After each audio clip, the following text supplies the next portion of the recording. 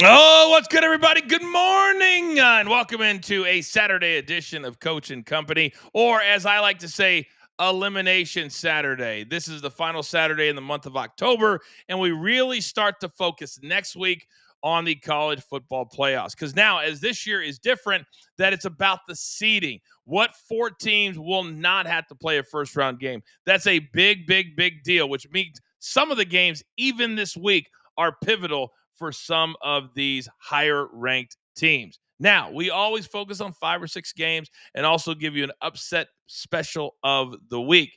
My guy, who joins me every single Saturday, Mikey P, Sure Dog USA. And real quick, because I know we do at the end of the show, how many straight weeks have you hit your upset special, sir? It is a glorious 6 in a row. Looking for 7. Wow. Never have I ever wanted to get a text from you until we started doing the upset special of the week. All right, so we got to jump right in because we're not going to keep you here for an hour. That's not what we do.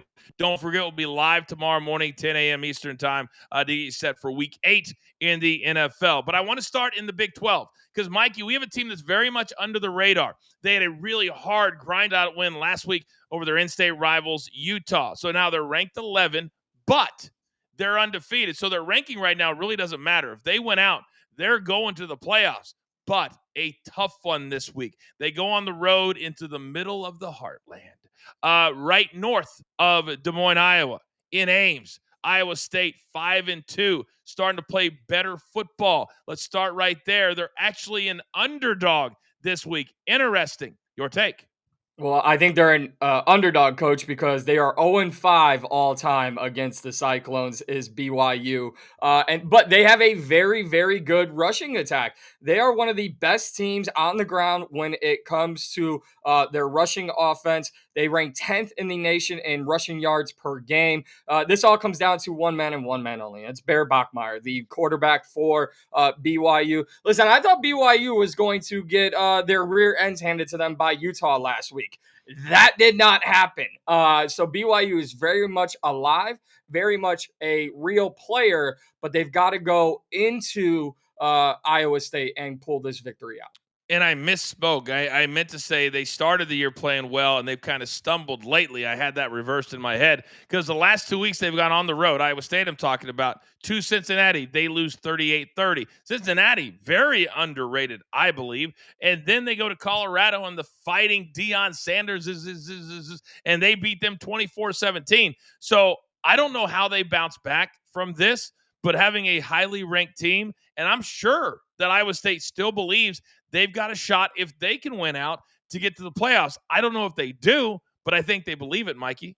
Yeah, they have to believe it because, crazier things have happened, especially in the Big 12. All you got to do is get yourself in position to make a run in the conference tournament. And I think that's what the Iowa State Cyclones have an opportunity to do, but it starts right here today against BYU. If they get blown out, see you later. We'll talk to you guys next year. And I really don't know that this game's going to be close. I'm shocked that BYU's an underdog. All right, let's stay in the Big 12 because at my heart, at my core, and it was just a few years ago, that my dream was to play basketball at Kansas. I played against a lot of guys who went to Kansas. My point guard in high school went to Kansas State. His older brother went to Kansas State. He played in the NBA. That's my pedigree. So whenever they play each other, it's always a battle. Now, both teams not having the best years. You look at K-State, you lose to Iowa State overseas. You lose to Army. You lose to Arizona. But you beat UCF coming off a big win over TCU. But now going to KU, the Jayhawks, the last couple of years, a much better team than they've been in years past. And right now they're laying 3.5 tomorrow, noon, which is interesting because they're in the central time zone. This is 11 a.m. local start. Talk to me. I just wanted to talk and get the nostalgia from you on this game because, Coach, I don't know if you know this or not, but the way the NCAA has started ruling and making new rules as we go along, I think you've got it. I think you've got at least 4 more years of eligibility. I don't know who has more name, image, and likeness better than you. You could easily come in and dominate the NIL scene in college football. So I just really love the idea of what these two schools are all about with you. I'll tell you a very, very, very quick story. My best KU story is years ago when I graduated. We had, as I just said, we had a ton of great players from my town. So back then, not so much now, you could put a team together and you could play against colleges in November. It didn't count against their record, and they'd pay you a couple $100 a person. So I got to play against all these big time teams. We then had a thing in the summer. It was like the Olympics called the Sunflower State Showdown, and you had to either go to a Kansas college or be from Kansas to participate. So my whole squad, we entered the open men's division. KU also put a team in the open men's division. And to date myself, Jacques Vaughn was the point guard for the team at that time, former KU All-American, head coach of the Brooklyn Nets, et cetera, et cetera. So as we're out there, at one point, one of the KU players crosses me over, lays it in. Jock Vaughn turns around, looks at me, and says, "Woohoo! Somebody's not moving their feet." Well, in the second half, after Roy Williams, who was the current coach at the time, and the entire staff had walked out because we were up 20 at halftime, I went down 3-on-3. I remember it like it was yesterday. Crossed over Jacques Vaughn, laid it in, turned around and said, "Whoo, somebody's not moving their feet." That was two of my 37 that particular day. And so if I ever see Jock again, and it's been a minute, what do you think the first thing I'm going to say to him is in 2025? Move your feet. You damn right. Move those damn feet, son. Move those damn feet. All right, let's move on to game number 3, and we're going to the Big Ten because this to me is the best story in all of college football. When you've got an arrogant head coach who is lovable, normally that's reserved for Lane Kiffin, but Mr. Signetti has come, and in 2 years he's gone 18-2. They're undefeated at home, and let me check. Oh yeah, they're playing UCLA in Indiana, Bloomington, but it's not going to be as easy, Mikey, as it may have been 3 or 4 weeks ago. UCLA fires their head coach. All of a sudden, they're allowing their other coaches to, I don't know, coach, and they're playing good football. But this number is shocking to me. 24 and a half. I'll tell you where I'm going. I think Indiana, because they want to be a high seed, they want to put the gas pedal down. I think that over is very much in play. Man, Coach, you shocked me when you were talking about the best story in college football. I thought you were actually talking about the UCLA Bruins and the Cinderella story they've had. For me, unfortunately, and just going back to last weekend, I've got it. I'm all in on the Hoosiers here, but this is a game I'm just going to sit back and watch. I agree Mhm. with you that I believe Indiana will put their foot on the necks of the Bruins and they'll end the little Cinderella run that the Bruins are on. However, last week against Michigan State, one of my Mikey P 6-pack plays that I gave out Saturday morning was Indiana, Michigan State on the over. Well, because Mr. Google Me is all the arrogance, goes down and says, "Oh, 2 minutes left. We can't score a touchdown. We'll take the field goal." All right, now Mikey P's within 2 points. Michigan State, they go down. I go, "That's it. This game's a blowout. They're not going to score a touchdown. That's it. That whatever." But they have a freshman quarterback in, and I go, game management. They need this kid to learn college football. What do? Michigan State kicks the field goal. We cashed on the over. What an amazing cover. With all that being said, I don't trust Indiana right now. They hurt my soul last week. I sweated when I didn't have to, so I'm just going to watch this game. What was the over? Because they hit 51. What was the over? I 50? think it was 49 and a half. Yeah, I think it was 49 and a half. So I was sweating. But in all seriousness, though, out of that story, I want to just say this is a opportunity to cement. It's for Mendoza to cement his Heisman candidacy. It's for Mr. Google Me to show that he is one of the best college coaches in all of college football, which he has proven this year. And it's also time for Indiana to really cement themselves as a serious contender, not just one hit wonders, not just 1 year wonders. I think they're a real football team, and they can prove that today. I hope that he understands, and now that betting on college football and NFL is so popular, these things matter. Anything that helps, like the NFL, the new kickoff, that helps scoring. Indiana and Signetti, they got to understand that the committee does not respect them. They've made them number 2 because everybody else has lost, and they beat Oregon, and they're undefeated. But if it comes down to Indiana and a blue blood, who do you think is going to get the nod for a pass, for a buy? Because that's last year that wouldn't have happened. This year, I think that's the reason the over will come in, because Signetti and his coaches got to sit there this week and go, wait a second, boys, we got to have a resume, because when you look at the rest of their schedule, it's not exactly what you would call juggernauts. Maryland, Penn State, Wisconsin, and Purdue. So if it's Nick Saban or somebody like that, maybe. They can't take that chance. They really can't. They need to blow out every team that they can. So I like the over. I'm with you. I would not touch the spread.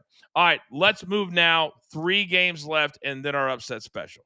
And Mikey, it's Elimination Saturday in the SEC. You get a big win, and all of a sudden you go, damn. Or you take a bad loss, the next week, damn. Well, that's Ole Miss and Oklahoma. So Ole Miss, they get basically ran out in the fourth quarter. They went in position to win. Georgia was down by more than 1 score. And for whatever reason, Lane Kiffin and offense couldn't do anything. OU against Texas. Again, not so good with the quarterback coming back. That's horrible English. I know that. So, noon game, 8-13, but it's about the loss. Who cannot afford it more? Ole Miss. And coach, I've got about an hour or two. I think I can make it to Boomer Sooner land. I'm going to see if Ole Miss has a defense.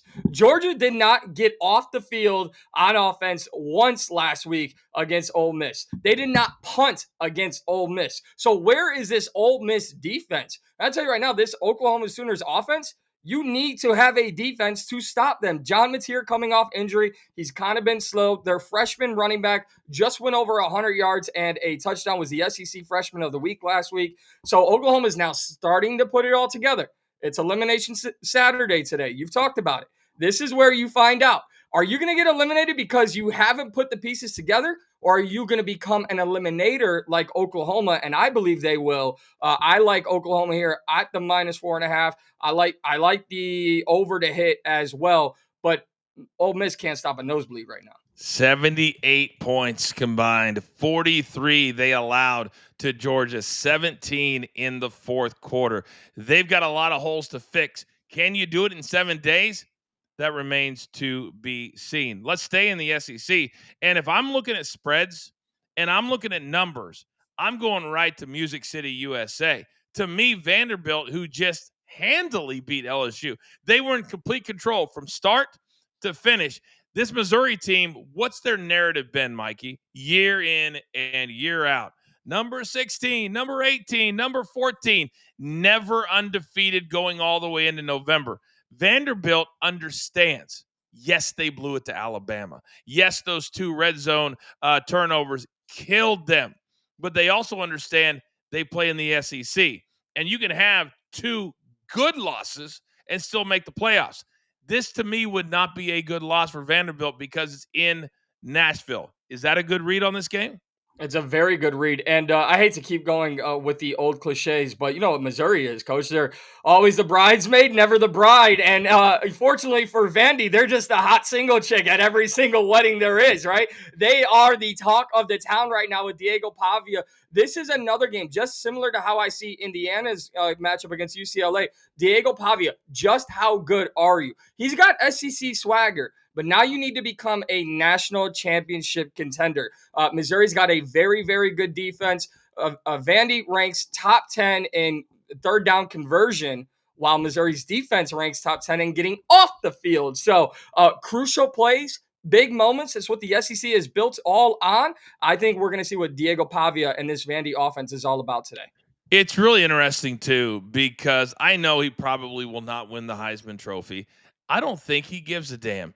I compare him to a wrestler who doesn't need a championship to be a big-time star. He's got all the ancillary pieces. He's got the mom who's there, the cutaways 15 times during the game. You got the mom going out with the famous comedian. Then you got Pavia, who other players remarkably respect this dude. After the game against Alabama, they weren't rubbing it in. They were going, man, that dude's a beast. That dude I love. Because I think high-level competitors, this is the way that I was at, that I could take losing 82-81 and fist-pounding the guy that scored 25 on me and I scored 25 on him because I loved the competition. He feels like, to me, he's just a dude. who loves the competition, and he knows deep down he's not going to play in the show. This is his show, and I'm here for it. Yeah, I was very bitter and sour on Diego Pavia coming into this season, but sometimes you just tip your cap and you go, you know what? I actually think I enjoy watching you play football. He is what we saw 10 years ago in Johnny Manziel, minus all the stupid off the field incidents. Is just a guy who loves playing football and loves doing it on Saturday afternoons or Saturday nights. So Diego Pavia has kind of gone from like a Baker Mayfield, the moxie, the arrogance, right? He is just now the guy that you need to watch on Saturdays. All right. Speaking of Johnny Manziel, his alma mater is our final featured game this morning. Number one, Ohio State, they have a bye this week. They've been a dominant with a bullet number one team in the country. Indiana at home against UCLA. And who would have thought that Texas A&M would come into 2025, Mikey, and have a juggernaut of an offense? But now they have to go on the road to an LSU team that, well, let's just be honest. They are who Brian Kelly is. He's never going to win a national championship. He's never going to be a guy that does anything more than on Netflix talk about his wine cellar and his wine collection and bang on the table. And I think that after, what is it, 7:30, so around 11 Saturday night Eastern time, he's going to be banging that table again, because A&M has proven it doesn't matter if it's Notre Dame or somebody else. They're legit. And when you're a favorite on the road in Death Valley, that says it all. It does say it all. I like the over in this one. And coach, it's very fitting you talked about Brian Kelly and his wine collection, because after Saturday night, I am seeing Brian Kelly doing nothing but whining to the LSU athletic department saying, please, I'll do anything. I'll go to therapy. I'll do anything. Please, let me keep my job. It's not going to happen. As an LSU guy, I remember when we first started doing these Saturday morning shows, I had my LSU gear on. It's something I've done over the last 4 years. College football season starts, I'm rocking LSU. We get to October 25th, and I'm like, you know what? It's football. It's NFL season. It's NFL season. I don't know where my LSU gear went, and that's all because of Brian Kelly. I like Texas A&M easily in this one. I like the over to hit and Marcel Reed. This kid may be the most fascinating, as much as I just talked about Diego Pavia. He might be the most fascinating quarterback we don't talk about enough, and I think he puts on a show in Death Valley tonight. Be a little bit careful. Last week on the road at Arkansas, 45-42. So their defense gave up 42 points. They have two straight ranked opponents after that Arkansas game. LSU this week, and then they've got Missouri next week, and then finish with South Carolina, Samford, and Texas. So this is probably, depending on how you feel about Texas, probably their hardest game remaining on their schedule. All right, we wrap things up every single week, and there are times where I love Mikey P like a little brother, but he will piss me off. And I'll be busy doing something, all of a sudden, hey, I waited 4 or 5 hours. I just couldn't wait another 4 or 5 minutes.